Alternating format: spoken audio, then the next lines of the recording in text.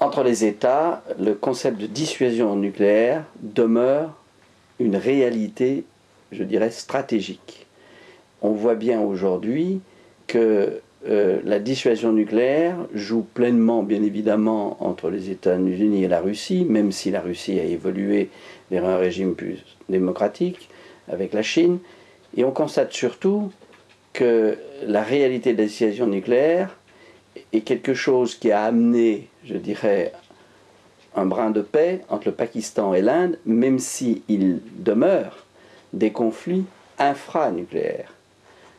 L'atome continue de rendre sages les États qui n'ont pas le goût du suicide et qui savent que s'ils jouent avec cette arme, eh bien, il y aura des représailles. Donc on ne joue pas militairement avec cette arme. En revanche, c'est bien sûr une arme diplomatique, politique, et une arme de sanctuarisation.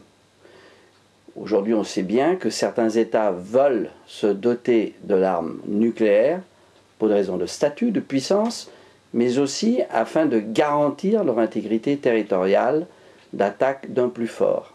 La dissuasion du faible au fort continue d'être un fondamental des relations internationales. En 2010, les États signataires du TNP vont donc se réunir pour revisiter le TNP.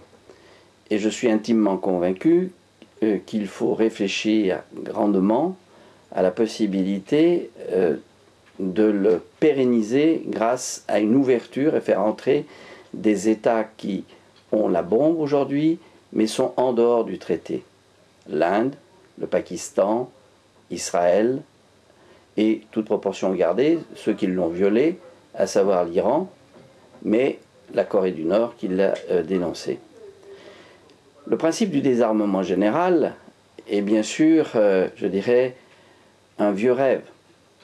Depuis que l'humanité est née, on a une course aux armements et dans le même temps, on remet, je dirais, au goût du jour une volonté de désarmement général. Mais il faut veiller à ne pas créer, je dirais, des ruptures géostratégiques.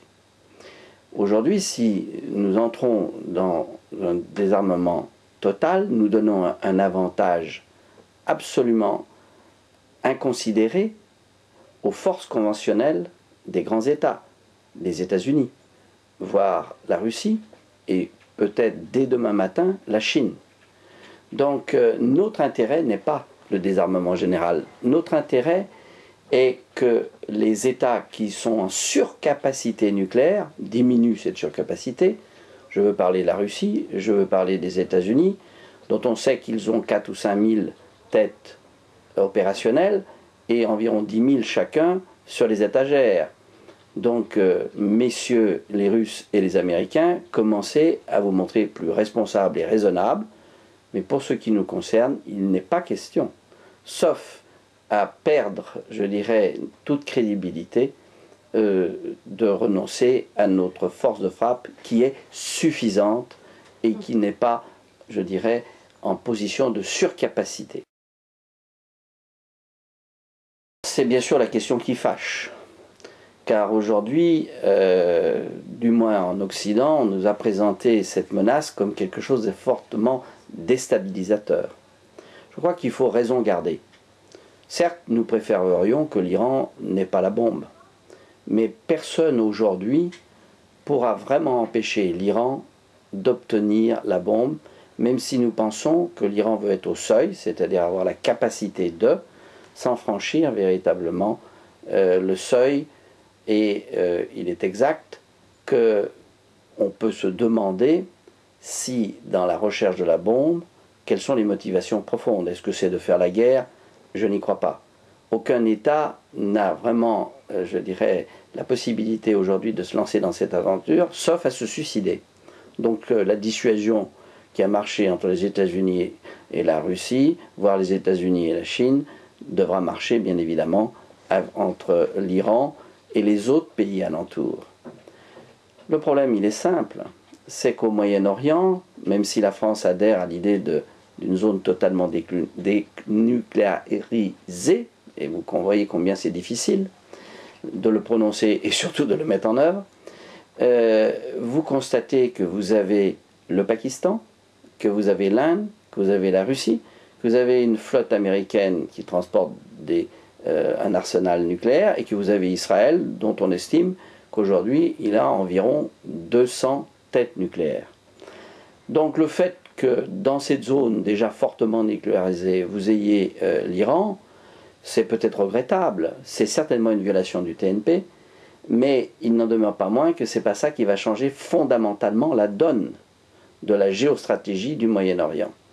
Donc je crois qu'il faut véritablement agir d'une autre manière. Et la proposition que nous avons faite, c'est de dire, il y a un état de fait, faisons entrer tous les États qui sont au seuil nucléaire dans un système, reconnaissons-leur leur statut de puissance nucléaire militaire, mais cadenassons, qu'ils prennent leurs responsabilités, pour éviter justement la prolifération. Alors vous allez me dire, vous donnez finalement une médaille au crime, puisqu'ils ont violé leurs obligations. C'est peut-être vrai, mais aujourd'hui, est-ce qu'on empêche la prolifération? Non. Est-ce que le TNP, qui fonctionne dans un certain nombre de cas, a réussi à empêcher l'Inde d'avoir la bombe, empêcher le Pakistan d'avoir la bombe, empêcher Israël d'avoir la bombe? Non, puisqu'ils étaient en dehors. Donc l'objectif, c'est d'avoir un système total, global, afin de mieux contrôler et d'éviter quoi? D'éviter effectivement que cette technologie puisse aller vers des groupes terroristes.